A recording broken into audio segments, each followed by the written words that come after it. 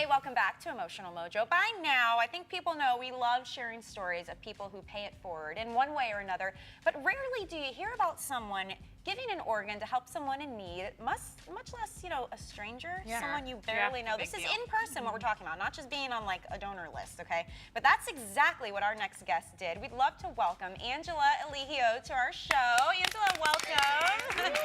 I know you're a little overwhelmed by all of this. We asked you earlier, we said, tell us about yourself. You're like, I'm just a mom. But you are amazing. Mom of 11. Yes, she is a mother of 11 children. One of them happens to be Anna, who is our producer here. So she told us your story not too long ago, and we're like, wait, what? What happened? We need to get her on the show to share this story with the world because I truly think it's inspirational. It is. So we're going to get to it, okay? Take us back. Fall of 2006, you met a woman. Her name was Dolores Holloway. Tell us about Dolores. Dolores and I worked at the same middle school in Pensacola, and she came into the teacher's lounge and asked me as a speech therapist to help her write a letter. Because she knew what you did for a profession. Okay. She asked, she said, you're the speech therapist, can you help me write a letter, assuming I would be good in grammar? Okay. And I told her sure, and she said she needed a donation, and I said, okay, what are we donating to? I'll probably donate. And she said, well, you had no idea. I don't need money. She said, I really need a kidney. And I said, well, maybe I can donate that too, And she said, really? And I said, well, God gave us two. We only need one, Wow. So why not? But that's so interesting to me. I mean, why? Like, where did you find that in you? I think two things. One, it just felt right. I mean, it just felt like what I needed to do. I'm healthy.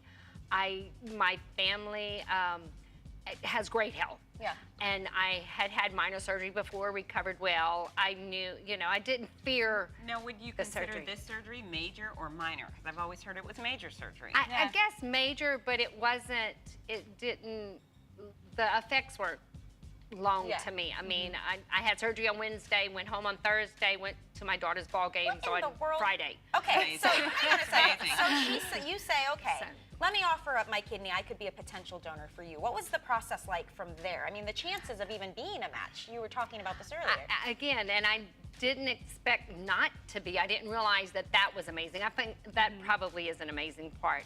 But at the time, I never doubted it would work.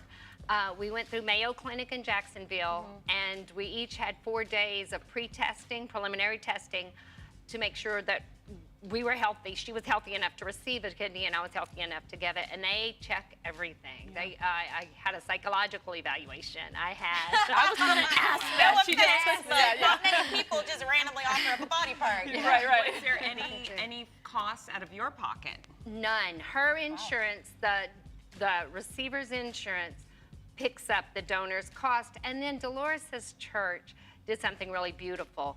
She and her mother and daughter were very active in a church in Pensacola, and they invited me in and gave me a large check to cover my transportation, my meals, my lodging, everything else. So it really built a relationship then. It changed your relationship with Dolores and her family as well. I love them, yes. Dolores's mother is very, very special to me, and I came to know Dolores as a mother. She had a daughter, Brittany, who is just about to enter college this year.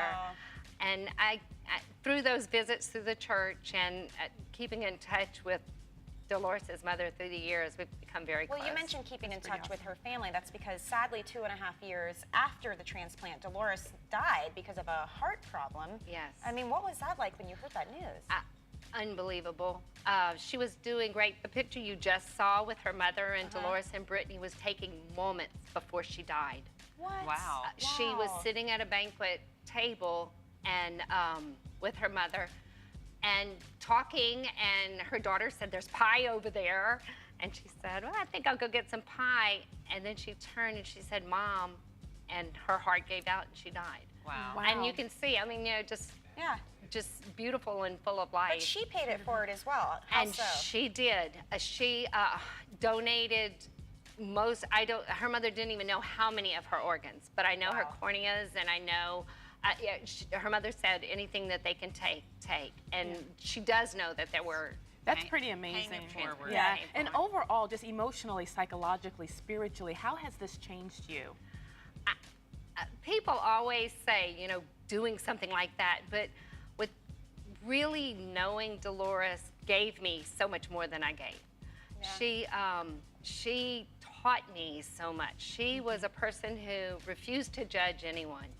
She made me feel small sometimes because she would be talking about someone. We worked at a school, an inner city school, and lots of questionable activities and things, and she refused to judge anyone, and she refused to keep her child from anyone. Where I would be worried about an influence on my child, she was only worried about influencing the child that needed help. Amazing. And you know what? At the end of the day, you did give her an extra 2.5 years of life. So we do want to thank you for coming on our show and sharing your amazing story. In fact, because of your selfless act, we would like to honor you with what we call our hero highlight, because you are a hero. And as we mentioned before, you have 11 children, and they all love you very, very much. And they wanted all of us to know, look at your beautiful family. They wanted all of us to know how great of a mom you are. Take a look at this.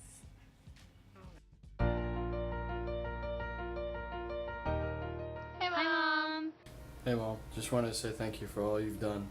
I don't think I've ever met a single person that's in my life that's worked harder than you have. Day in, day out, puts in as much hard work to just make other people happy. You are the most compassionate and selfless person I know.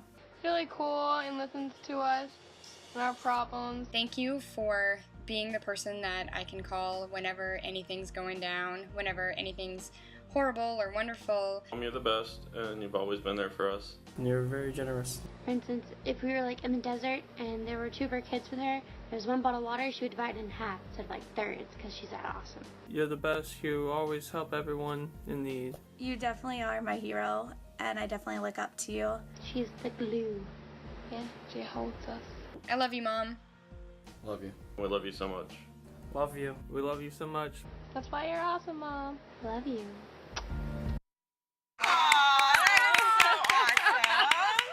You gotta love that. You get busy being a mom. It's nice to hear that. Oh, that was awesome.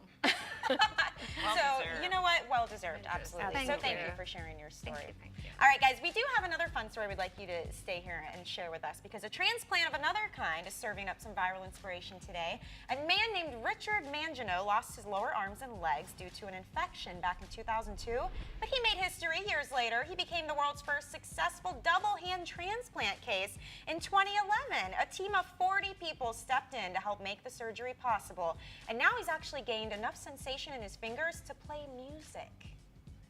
I'm sure that I do a lot more than a lot of people, like I say, because, you know, I have music and I have some art and I have things that I already do that help me through life psychologically. It's just a huge benefit, you know. Psychologically, I'm as good as everybody else with hands. So yeah, music has been the key to helping him stay positive. It helped him do little things too that we take for granted, like pouring a glass of water and pulling the blinds up and down. This and I pull the blinds in and I said, I couldn't do that before. It's like, I pull them up and down and up and down. It's like a comedy episode. I want to call my wife and say, look at this, you know. Positive attitude after something like that. And the things we take for granted, right? I love all the psychological benefits he was talking about too as well. Yeah, and music is creative and it stimulates parts of the brain that takes us to that place, so kudos to him. Yep. Pretty good stuff, guys. Thank you again, Angela, for joining us. You guys don't go anywhere, because we will be right back telling you about a restaurant like no other, catering to those who have hearing disabilities. That story straight ahead. We'll be right back on Emotional Mojo.